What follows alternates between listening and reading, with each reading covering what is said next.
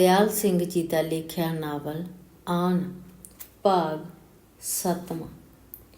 ਕਿਲੇ ਦੇ ਪਿਛਲੇ ਪਾਸੇ ਦੇ ਚੁਬਾਰੇ ਅੰਦਰ ਜਾਂਦਿਆਂ ਹੀ ਖਾਨ ਸਾਹਿਬ ਨੇ ਵਰਦੀ ਲਾ ਕੇ ਮੰਜੇ ਉੱਤੇ ਬਗਾਹ ਮਾਰੀ ਤੇ ਕੂਲੇ ਵਾਲੀ ਪੱਗ ਪੁਰਾਣੀ ਗਿਰੀ ਹੋਈ ਕਿੱਲੀ ਉੱਤੇ ਟੰਗ ਦਿੱਤੀ। ਜਦੋਂ ਅਬਦੁੱਲੇ ਨੇ ਰਸੋਈ ਵਿੱਚੋਂ ਆਉਂਦਿਆਂ ਲੱਸੀ ਪਾਣੀ ਲਈ ਪੁੱਛਿਆ ਤਾਂ ਖਾਨ ਸਾਹਿਬ ਉਸ ਨੂੰ ਖਾਣ ਨੂੰ ਪਏ। ਤੂੰ ਇੱਥੇ ਤੇ ਚਲਿਆ ਜਾ, ਮੈਨੂੰ ਬੁਲਾਉਣਾ ਬਸ। ਖਾਨ ਸਾਹਿਬ ਦੁਸ਼ਮਣਾਂ ਦੀ ਤਬੀਅਤ ਨਸਾਜ਼ ਤੋਂ ਨਹੀਂ ਜੋ ਇੰਨੇ ਗੁੱਸੇ ਮੇ ਬੋਲਦੇ ਹੈ। ਪਰ ਜਦੋਂ ਖਾਨ ਸਾਹਿਬ ਪੁਰਾਣੇ ਚੁਬਾਰੇ ਦੀ ਥਾਂ ਥਾਂ ਤੋਂ ਚੂਨੇ ਤੇ ਪਲਾਸਟਰ ਦੇ ਲਿਓੜ ਲੱਥ ਕੇ ਖਾਮੀ ਹੋਈ ਕੰਧ ਵੱਲ ਮੂੰਹ ਕਰਕੇ ਮੰਜੇ ਤੇ ਲੇਟ ਗਏ ਤੇ ਅਬਦੁੱਲਾ ਬਾਹਰ ਬਰਾਂਡੇ ਵਿੱਚ ਚਲਿਆ ਗਿਆ। ਉਹ ਖਾਨ ਸਾਹਿਬ ਨੂੰ ਲੰਬੇ ਸਮੇਂ ਤੋਂ ਜਾਣਦਾ ਸੀ। ਉਹ ਖੁਦਾ ਤਰਸ ਤੇ ਨਰਮ ਸੁਭਾਅ ਪੁਲਿਸ ਅਫਸਰਾਂ ਵਿੱਚ ਸ਼ਾਮਲ ਸਨ। ਨਮਾਜ਼ ਪੜ੍ਹਨਾ ਤੇ ਅੱਲਾ ਦੀ ਰਜ਼ਾ 'ਚ ਰਹਿਣ ਵਾਲੇ ਬੰਦੇ ਹੋਣ ਕਰਕੇ ਕਿਸੇ ਬੇਇਨਸਾਫੀ ਨੂੰ ਬਰਦਾਸ਼ਤ ਨਹੀਂ ਕਰ ਸਕਦੇ। ਜ਼ਿੰਮੇਵਾਰੀ ਨਿਭਾਉਣ ਲਈ ਮੁਜ਼ਰਮਾਂ ਦੀ ਤਫਸੀਸ ਵੇਲੇ ਵੀ ਸਖਤੀ ਨਹੀਂ ਸੀ ਕਰਦੇ, ਪਰ ਜਦੋਂ ਉਤਲੇ ਅਫਸਰ ਸਿੱਧੀ ਬੇਇਨਸਾਫੀ ਕਰਨ ਲਈ ਕਹਿ ਦਿੰਦੇ ਤਾਂ ਉਹ ਬੇਚੈਨ ਹੋ ਜਾਂਦੇ। ਅਜਿਹੇ ਵੇਲੇ ਅਬਦੁੱਲਾ ਜੋ ਸਿਪਾਹੀ ਸੀ, ਬਨੈਣ ਤੇ ਖਾਕੀ ਨਿੱਕਰ ਪਾ ਕੇ ਖਾਨ ਸਾਹਿਬ ਤੋਂ ਪਾਣੀ ਧਾਣੀ ਬਾਰੇ ਪੁੱਛਣ ਆਉਂਦਾ ਤਾਂ ਉਹ ਬਿਨ ਦੱਸਿਆਂ ਹੀ ਸਮਝ ਜਾਂਦਾ ਕਿ ਉੱਪਰੋਂ ਜ਼ਰੂਰ ਕੋਈ ਅਜਿਹਾ ਹੁਕਮ ਦਿੱਤਾ ਗਿਆ ਹੈ ਜਿਸ ਨੂੰ ਖਾਨ ਸਾਹਿਬ ਇਨਸਾਫ ਪਸੰਦਦਾਨਾ ਨਹੀਂ ਸਮਝਦੇ। ਅਜਿਹੇ ਵੇਲੇ ਉਹ ਆਪਣੇ ਆਪ ਨੂੰ ਕੋਹਣ ਲੱਗ ਪੈਂਦੇ ਤੇ ਕਈ ਵਾਰ ਅਬਦੁੱਲੇ ਅੱਗੇ ਆਪਣਾ ਮਨ ਵੀ ਫਰੋਲ ਦਿੰਦੇ। ਅਬਦੁੱਲੇ, ਇਹ ਨੌਕਰੀ ਬੜੀ ਕਮਬਖਤ ਸੀ।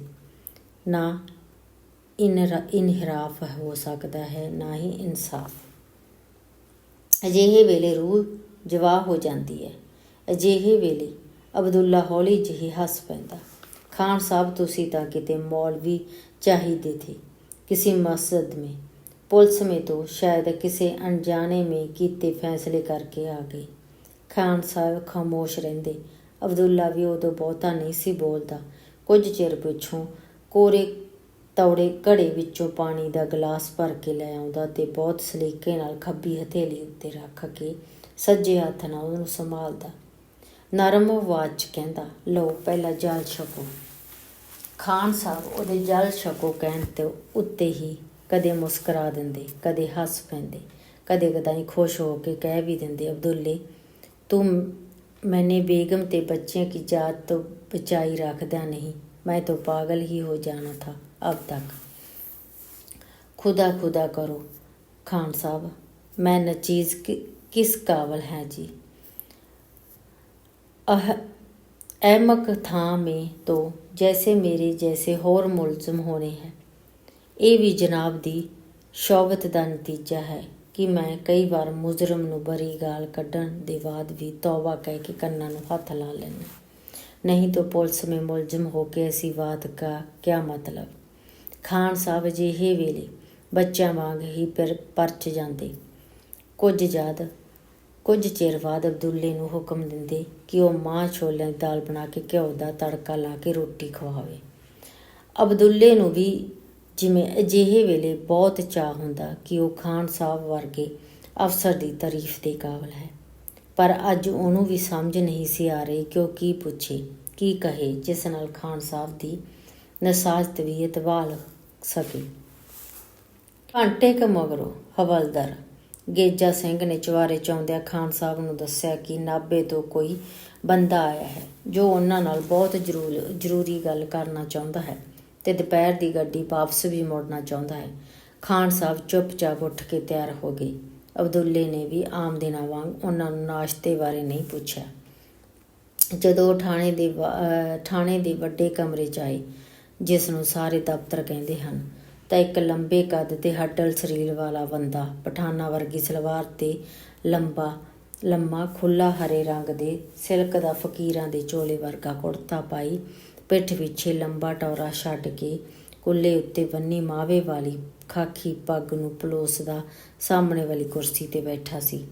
ਉਹਦਾ ਚਿਹਰਾ ਬੜਾ ਲੰਬੂਤਰਾ ਤੇ ਰੁੱਖਾ ਸੀ ਤੇ ਹੱਡਾਂ ਤੇ ਚਮੜੀ ਢੋਲਕੀ ਦੇ ਚਮੜੇ ਵਾਂਗ ਮੜੀ ਲੱਗਦੀ ਸੀ।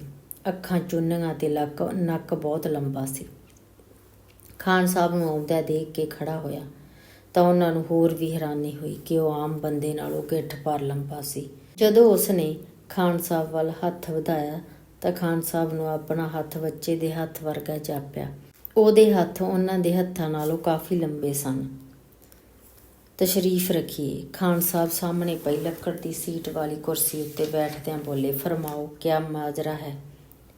ਕਹਾਂ ਸੇ ਤਸ਼ਰੀਫ ਲਾਏ ਹੋ ਆਪ। ਉਸ ਬੰਦੇ ਨੇ ਪਹਿਲਾਂ ਆਸੇ ਪਾਸੇ ਸ਼ੱਕੀ ਨਜ਼ਰਾਂ ਨਾਲ ਦੇਖਿਆ ਤੇ ਫਿਰ ਥੋੜਾ ਅਗਾਂਹ ਝੁਕਦਿਆਂ ਬਹੁਤ ਧੀਮੀ ਆਵਾਜ਼ 'ਚ ਬੋਲਿਆ, ਹਮ आपसे कुछ दरपर्दा गुफ्तगू करना चाहते हैं। अगर आप किसी और जगह चल सके तो जनाब की मेहरबानी होगी। हम खास तौर पर दारुल खलीफा से आए हैं। खान साहब ने ध्यान नाल देखा तो उस बंदे दे हत्थ विच फड़े चमड़े दे खुद्दड़ जिहे बैग ते नज़र पई। अचानक ख्याल आया कि बाहर पहरे उत्ते खड़े संतरियां ने बगैर पड़ताल कीते ये जाने बिना कि वह कौन है, किस काम वास्ते आया है, इनू अंदर किवें आउण दिता। पहला दफ्तर के सज्जे पासे बने कमरे विच बैठे ध्यान चंद मुंशी वाल देखा, जिहड़ा आसे पासे कुछ कागज खिलियारी लक्कड़ की लेती चौंकी अगे बैठा रजिस्टर विच कुछ लिखी जांदा सी ते फिर आदत अनुसार बिंदे झट्टे ट्रंक नाल सज्जे कंन ते खुरक करन लग पैंदा सी। फिर बाहर गश्त करन वालियां वांग रफल मोढे पाई खब्बे सज्जे झाकदे फिरदे संतोखे सिपाही वाल देखिया, जिहड़ा किले दे वड्डे बूहे वाल ताड़दा दफ्तर दे बाहर 5 डाटां वाले बरांडे विच बैंच उत्ते जा बैठा सी। फिर अंदर खान साहब वाल नहीं सी झाकिया। संतोख सिंह अंदर आओ। खान साहब की आवाज़ इन्नी ओपरी सी कि संतोखा उठ के खड़ा हुंदा रफल संभालदा जिवें भज के अंदर आ गया। जी खान साहब हुक्म। बाहर ड्योढ़ी में ड्यूटी किसकी है। भावें जदों ਉਹ ਅੰਦਰ ਆਏ ਸਨ ਤਾਂ ਡਿਊਟੀ ਵੱਲ ਵੀ ਦੇਖਿਆ ਸੀ, ਪਰ ਧਿਆਨ ਨਹੀਂ ਸੀ ਕੀਤਾ ਕਿ ਪਹਿਰੇ 'ਤੇ ਕੌਣ ਸੀ। ਪਰ ਸੰਤੋਖ ਦੇ ਬੋਲਣ ਤੋਂ ਪਹਿਲਾਂ ਹੀ ਮੁਨਸ਼ੀ ਨੇ ਡੂੰਘੀਆਂ ਅੱਖਾਂ ਛੇਤੀ ਛੇਤੀ ਫਰਕਾਉਂਦਿਆਂ ਹੱਥ ਵਿੱਚ ਫੜੇ ਹੋਲਡਰ ਦੀ ਲੰਬੀ ਰੰਗੀਲ ਡੰਡੀ ਨਾਲ ਬਾਹਰ ਵੱਲ ਇਸ਼ਾਰਾ ਕਰਦਿਆਂ ਕੁਝ ਉਬੜਵਾਈ ਆਵਾਜ਼ 'ਚ ਕਿਹਾ, ਖਾਨ ਸਾਹਿਬ ਇਸ ਵਕਤ ड्यूटी ਤਾਂ जनाब करम सिंह वागड़िए की है जी। उसकी ड्यूटी इस वक्त जनाब सीता गंडू अज कुछ बीमार था, इसलिए करम सिंह नूं बुला लिया था। खान साहब जदों संतोखे वाल कुछ सख्त नज़रां नाल झाके तो परेड करन वालियां वांग इंटेंशन हो गया। अच्छा तू बाहर जा। खान साहब ने संतोखे नूं बिना कुछ पुछा हुक्म दिता तो वह पिठ पुआ के इंज बाहर नूं तुर पिया जिवें खान साहब दे बिला वजह गुस्से होण तक तां आ गया होवे। खान साहब संतोखे दे डूढ़ हत्थ चौड़े मोहरां ते झोटे वर्गी धौण वल देखदे रहे। वो जिद्दे दे आए सन। संतोखे नूं दाड़ी चंगी तरह बन्नण लई कहंदे रहे, पर उस तो नहीं सी बन्नी जांदी। खाकी पग दी चिंती ते लाल पट्टी कदे सिद्धी नहीं सी हुंदी। मुछां इन्नियां भरियां सन कि ਉਹਦਾ ਮੂੰਹ ਦਿਸਦਾ ਹੀ नहीं ਸੀ। उस बारे दूजे सिपाहियां ने मखौल बनाया होया सी कि उसका छोटा मुंडा कई बार अपनी माँ तो पुछ लैंदा, बेबे बापू दा मूँह कित्थे है। बेबे कह दिंदी, जिद्दे वेले सिर घर आके रोटी खाऊगा उदे देख ली। हुण जदों वो तेरे जागदे तो कदे घर ही नहीं आया तो उहदे मूँह दा पता कित्थों लग जी। अखां वाली गल भी उहदे वेलियां ने कोलों जोड़ी सी। ਉਹ ਚੰਗੀਆਂ ਭਲੀਆਂ ਅੱਖਾਂ ਵਿੱਚੋਂ ਖੱਬੀ ਨੂੰ ਤਾਂ ਹਰ ਵੇਲੇ ਮੀਚੀ ਰੱਖਦਾ ਤੇ ਸੱਜੀ ਨਾਲ ਆਸੇ ਪਾਸੇ ਇੰਜ ਝਾਕਦਾ ਜਿਵੇਂ ਸੱਚੀ ਕਾਣਾ ਹੋਵੇ। ਗੱਲ ਕਰਨ ਵੇਲੇ ਕਦੇ ਕਦੇ ਜਦੋਂ ਦੋਵੇਂ ਉਹ ਖੇਡ ਲੈਂਦਾ ਤਾਂ ਦੂਜੇ ਸਿਪਾਹੀ ਕਹਿ ਦਿੰਦੇ, ਜਾਗ ਪਿਆ ਉਹ ਪਈ ਵਾਈ 2 ਬੈਂਟਰੀਆਂ ਆਹ ਲੈਟ ਤਾਂ ਦੇਖ ਸੰਤੋਖੇ ਦੇ 4 ਸੈੱਲਾਂ ਵਾਲੇ ਬੈਂਟਰੀ ਦੀ। ਸੰਤੋਖਾ ਕਿਸੇ ਦੀ ਗੱਲ ਦਾ ਗੁੱਸਾ ਨਹੀਂ ਸੀ ਕਰਦਾ। ਗੁੱਸਾ ਉਹਨੂੰ ਉਦੋਂ ਹੀ ਆਉਂਦਾ ਸੀ ਜਦੋਂ ਕਿਸੇ ਮੁਜਰਮ ਨੂੰ ਕਟਾਪਾ ਚਾੜ੍ਹਨਾ ਹੁੰਦਾ। ਉਦੋਂ ਵੱਡਿਆਂ ਦੀਆਂ ਵੀ ਬੌੜੀਆਂ ਘਤਾ ਦਿੰਦਾ। ਖਾਨ ਸਾਹਿਬ ਨੇ ਸਾਰੇ ਪਾਸਿਓਂ ਧਿਆਨ ਹਟਾ ਕੇ ਜਦੋਂ ਸਾਹਮਣੇ ਬੈਠੇ ਬੰਦੇ ਦੀਆਂ ਡੂੰਘੀਆਂ ਅੱਖਾਂ ਵੱਲ ਸਿੱਧਾ ਝਾਕਿਆ ਤਾਂ ਉਹਨੂੰ ਜਾਪਿਆ ਕਿ ਉਹ ਕੋਈ ਮਸਕੂਕ ਜਾਂ ਫਿਰ ਵਜ਼ੀਰੇ ਆਲਾ ਦਾ ਖਾਸ ਜਸੂਸ ਸੀ, ਜਿਹੜਾ ਕੋਈ ਭੇਤ ਲੈਣ ਲਈ ਭੇਜਿਆ ਗਿਆ ਸੀ। ਗੌਰ ਨਾਲ ਦੇਖਣ ਦੇ ਬਾਵਜੂਦ ਉਹ ਸਮਝ ਨਹੀਂ ਸਕੇ जनाब का इस मोशरीफ खान साहब की आवाज़ पहला वांग ही इंज भारी सी। मेरा नाम मौला करीम बख्श है जनाब। जैसे मैंने अर्ज किया, रियासत के दरुल खलीफा से आ रहा हूँ। मुझे DIG साहब बहादुर अकरम खां साहब ने आपके हजूर में हाजिर होने की हिदायत की है। आपके नाम उनका खत भी लाया हूँ। उस वेले वो अपने बैग दियाँ बदरियां खोलन लग पिया। गंडोइयां वर्गियां ਉਂਗਲਾਂ ਨਾਲ बैग ਵਿੱਚੋਂ ਕਿੰਨੇ ਸਾਰੇ ਕਾਗਜ਼ ਪੱਤਰ ਫਰੋਲਦਿਆਂ ਉਸਨੇ ਫਿੱਕੇ ਲਾਲ ਰੰਗ ਦਾ ਕਾਗਜ਼ ਕੱਢਿਆ ਤੇ ਖਾਨ ਸਾਹਿਬ ਵੱਲ ਵਧਾ ਦਿੱਤਾ। ਕਾਗਜ਼ ਪੜ੍ਹਨ ਲੱਗਿਆਂ ਉਹਨਾਂ ਦਾ ਚਿਹਰਾ ਤਣਿਆ ਗਿਆ। ਦਫ਼ਤਰ ਦੇ ਵੱਡੇ ਕਮਰੇ ਵਿੱਚ ਦੁਪਹਿਰ ਤੱਕ ਵੀ ਇੰਨਾ ਚਾਨਣ ਨਹੀਂ ਸੀ ਹੁੰਦਾ ਕਿ ਕੋਈ ਕਾਗਜ਼ ਅੱਖਾਂ ਤੋਂ ਦੂਰ ਰੱਖ ਕੇ ਪੜ੍ਹਿਆ ਜਾ ਸਕੇ। ਰੋਟੀ ਵੇਲੇ ਤਾਈਂ ਅਗਲੇ ਵਰਾਂਡੇ ਦੀ ਛੱਤ ਤੋਂ ਉਤਲੇ ਪਾਸੇ ਦਫ਼ਤਰ ਦੀ ਛੱਤ ਤੋਂ ਹੇਠ ਲੱਗੇ 3 ਵੱਡੇ ਰੌਸ਼ਨਦਾਨਾਂ ਦੇ ਸ਼ੀਸ਼ੇ ਵੀ ਲਾਲ ਨੀਲੇ ਹੋਣ ਕਰਕੇ ਅੰਦਰ ਬਹੁਤੀ ਰੌਸ਼ਨੀ ਨਹੀਂ ਸੀ ਆਉਂਦੀ। ਸਿਰਫ ਮੁਨਸ਼ੀ ਦੇ ਛੋਟੇ ਕਮਰੇ ਦੀ ਦੱਖਣ ਵਾਲੇ ਪਾਸੇ ਦੀ ਕੰਧ ਵਿੱਚ 2 ਵੱਡੀਆਂ ਖਿੜਕੀਆਂ ਹੋਣ ਕਰਕੇ ਕੁਝ ਰੌਸ਼ਨੀ ਇੱਧਰ ਆ ਜਾਂਦੀ ਸੀ। जे रुका DGI साहब के आपको विजाते खुद लिख कर दिया है? खान साहब ने पूछा। जी जनाब। उन्हें कागज वाला इशारा करदिया कहा। नीचे देखिए, उनके दस्तक है। आप बखूबी पहचान सकते हैं। खान साहब ने उस वाल फिर शक्की नज़र नाल देखा ते बिंदक चुप रहन मगरों ही धीमी आवाज़ च बोले, लेकिन ना तो इसके सरफर्क पर कुछ तहरीर है, ना ही दस्तकों के नीचे कोई मोहर लगी हुई है। तो हजूर, इसीलिए तो कहता हूँ कि आपसे कुछ ज़रूरी पोशीदा बात करनी है। लिहाजा आप अगर आपकी आरामगाह में चलने की ज़रूरत गवारा करे तो बंदा मशकूर होगा।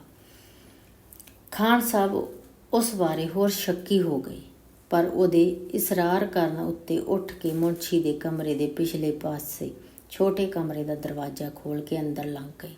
ਦੱਖਣ ਵਾਲੇ ਪਾਸੇ ਦੀਆਂ ਸ਼ੀਸ਼ਿਆਂ ਤੇ ਮੋਟੇ ਸਿਰਿਆਂ ਵਾਲੀਆਂ 2 ਖਿੜਕੀਆਂ ਖੋਲ੍ਹ ਕੇ ਕੁਰਸੀ ਵੱਲ ਇਸ਼ਾਰਾ ਕਰਦਿਆਂ ਉਸ ਬੰਦੇ ਨੂੰ ਬੈਠਣ ਲਈ ਕਿਹਾ। ਆਪ ਵੱਡੇ ਸਾਰੇ ਰੰਗੀਲ ਪਾਵੇਂ ਵਾਲੇ ਪਲੰਘ ਉੱਤੇ ਬੈਠਦਿਆਂ ਵਧੇਰੇ ਚਾਨਣ ਵਿੱਚ ਉਹ ਕਾਗਜ਼ ਦੁਬਾਰਾ ਪੜ੍ਹਨ ਲੱਗ ਪਏ। ਉਸ ਵਿੱਚ ਸਿਰਫ ਇੰਨਾ ਹੀ ਲਿਖਿਆ ਸੀ ਕਿ ਇਸ ਗੁਮਸਤੇ ਨੂੰ ਉਹ ਜਾਣਕਾਰੀ ਦਿਓ ਜਿਹੜੀ ਕਰਮਗੜ੍ਹ ਪਿੰਡ ਬਾਰੇ ਹੁਣ ਤੱਕ ਹਾਸਲ ਕੀਤੀ ਗਈ ਹੈ। ਅੱਗੇ ਇਹ ਵੀ ਲਿਖਿਆ ਸੀ ਕਿ ਪੂਰੀ ਜਾਣਕਾਰੀ ਦੇ ਕੇ ਇਸ ਨੂੰ ਅੱਜ ਸ਼ਾਮ ਤੱਕ ਵਾਪਸ ਭੇਜ ਦਿਓ। अच्छा जनाब करीम बख्श जी, आप बताएं, आप जवानी क्या कहना चाहते हैं? ਉਸ ਬੰਦੇ ਨੇ ਪਹਿਲਾਂ ਉਵੇਂ ਆਸੇ ਪਾਸੇ ਦੇਖਿਆ ਜਿਵੇਂ ਪਹਿਲਾਂ ਦੇਖਿਆ ਸੀ। ਜਦੋਂ ਤਸੱਲੀ ਕਰ ਲਈ ਕਿ ਨੇੜੇ ਕੋਈ ਨਹੀਂ ਤਾਂ ਬਹੁਤ ਸੌਂਗਵੀਂ ਨਾਲ फुसफुसाउंदी आवाज़ च बोलिया, खान साहब, मैं आपके कर्मगढ़ गांव के उन बागियों के बारे में सब बातें जानने के लिए हुजूर हाजिर हुआ हूँ जिन्हों इस इलाके में बदअमनी फैला रखी है। आसपास के गांव में शरीफ लोगों का जीना मुहाल कर रखा है। यही बात सबसे ज़रूरी है। आपको ऐसी इतला कहाँ से मिली कि उस गांव में बागियों ने बदअमनी फैला रखी है? देखिए जनाब, DIG साहब के पास ते जहाँ तक इतला है कि आप आधी रात को गांव के साधु बने प्रजा मंडल के बदनाम करकुम करमचंद के पास गए थे। वहाँ आपको कोई बागी नहीं मिला। आप खाली हाथ लौट आए, जबकि उस गांव में रात भर 4-5 बागी दनाते फिर रहे थे। माफ़ करें जनाब, मैं बहुत लंबे अरसे तक खुफिया महकमे में रहा हूँ। आपकी इतला सरासर गलत है। आप एक जुम्मेवार पुलिस अफसर पर इल्ज़ाम लगा रहे हो। वो बंदा व्यंग नाल इंज मुस्कराया जिवें खान साहब सच्चाई लुको रहे होण। शायद इसे करके उन्हां नूं उस दी गुस्ताखी उत्ते गुस्सा आ गया। अब आप जा सकते हो, खान साहब ने घूर के उस वाल तकदियां कहा। आपकी मेहरबानी। जो भी मेरे पास इतला है वो मैं सीधे नाज़िम साहब को दूंगा। आप जहाँ से चाहें अपने तौर पर इतला हासिल कर सकते हैं। ਜਦੋਂ ਕਰੀਮ ਬਖਸ਼ ਫੇਰ ਪਹਿਲਾਂ ਵਾਂਗ ਹੀ ਵਿਅੰਗ ਨਾਲ ਮੁਸਕਰਾਇਆ ਤਾਂ ਖਾਨ ਸਾਹਿਬ ਉੱਠ ਕੇ ਖੜੇ ਹੋ ਗਏ। ਉਹਦਾ ਦਿੱਤਾ ਕਾਗਜ਼ ਉਸ ਨੂੰ ਵਾਪਸ ਕਰਦਿਆਂ ਕਰੁੱਖਿਤ ਆਵਾਜ਼ 'ਚ ਬੋਲੀ, ਜੈਸਾ ਮੈਨੇ ਕਹਾ ਆਪ ਜਾ ਸਕਦੇ ਹੋ। ਇਹ ਕਹਿ ਕੇ ਭਰੇ ਪੀਤੇ ਕਮਰੇ 'ਚੋਂ ਬਾਹਰ ਆ ਗਏ। ਉਸ ਬੰਦੇ ਵੱਲ ਉਹਨਾਂ ਨੇ ਮੁੜ ਕੇ ਨਹੀਂ ਦੇਖਿਆ। ਉਹਨੇ ਆਪਣੇ ਕਾਗਜ਼ ਪੱਤਰ ਸੰਭਾਲਦਿਆਂ ਖਾਸਾ ਚਿਰ ਲਾ ਦਿੱਤਾ। ਖਾਨ ਸਾਹਿਬ ਬਰਾਂਡੇ ਵਿੱਚ ਆ ਕੇ ਸੰਤੋਖੇ ਨਾਲ ਗੱਲਾਂ ਕਰਨ ਲੱਗ ਪਏ ਸਨ। ਅੱਛਾ ਹਜ਼ੂਰ, ਮੈਂ ਚਲਤਾ ਹੂँ, ਜੈਸਾ ਆਪਨੇ ਕਹਾ ਵਹੀ ਇਤਲਾਹ ਆਗੇ ਦੇ ਦੂੰਗਾ। ਉਸਨੇ ਖਾਨ ਸਾਹਿਬ ਦੇ ਕੋਲ ਆਉਂਦਿਆਂ ਜਿਵੇਂ ਫਿਰ ਚਿਤਾਰਨਾ ਚਾਹਿਆ ਕਿ ਉਹ ਖਾਨ ਸਾਹਿਬ ਦੀ ਸ਼ਿਕਾਇਤ ਕਰੇਗਾ। ਅੱਛਾ, ਖੁਦਾ ਹਾਫਿਜ਼ ਕਹਿ ਕੇ ਜਦੋਂ ਉਸਨੇ ਹੱਥ ਮਿਲਾਉਣਾ ਚਾਹਿਆ ਤਾਂ ਖਾਨ ਸਾਹਿਬ ਨੇ ਉਸ ਵੱਲ ਧਿਆਨ ਨਹੀਂ ਦਿੱਤਾ। ਉਹ ਮੁੜ ਮੁੜ ਕੇ ਪਿਛਾਂਹ ਝਾਕਦਾ ਤੇ ਟੇਢਾ ਵਿੰਗਾ ਹੋ ਕੇ ਤੁਰਦਾ ਠਾਣੇ ਤੋਂ ਬਾਹਰ ਨਿਕਲ ਗਿਆ। ਧੰਨਵਾਦ।